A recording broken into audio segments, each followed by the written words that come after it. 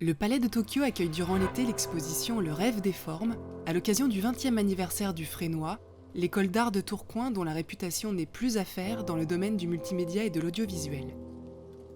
Son fondateur, Alain Fleischer, a choisi la confrontation art et sciences comme terrain de jeu fertile à l'expression des artistes, mais aussi des scientifiques pleinement impliqués dans l'exposition.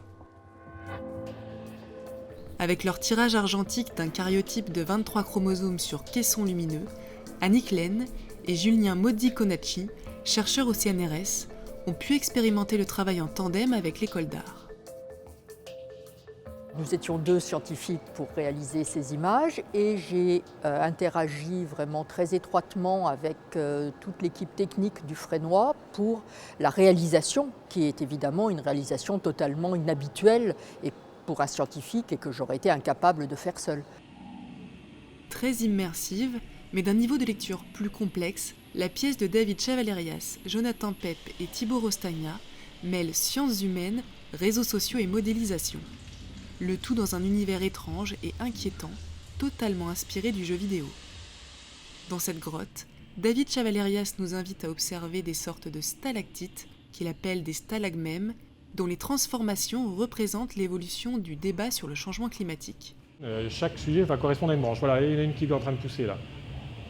Chaque stalagmème qui pousse ici représente un débat particulier lié au changement climatique et croît en fait en proportion de la manière dont on en parle en ce moment sur Internet.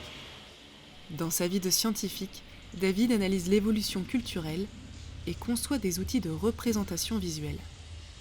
Les outils que je développe génèrent des formes qui en fait reflètent l'évolution du débat.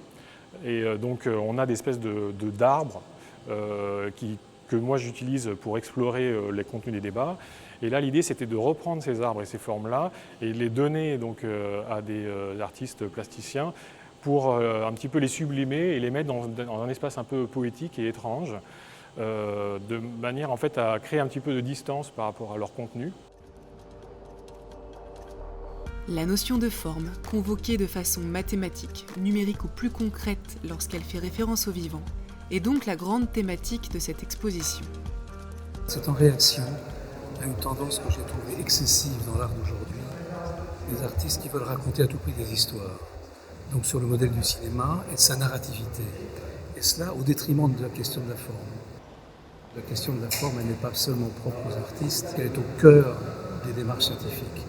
Puisque les scientifiques, quels qu'ils soient, qui s'occupent de la matière animée et vivante ou de la matière cosmique, s'interrogent sur la modélisation des formes, quelles formes ont les génomes, comme ce qu'on voit là-bas, quelle forme a le cosmos, quelle forme a la matière, le magma, voilà. Donc on a mis en dialogue des scientifiques de toute discipline et des artistes de toute discipline, et sont nées des rencontres, des thématiques communes.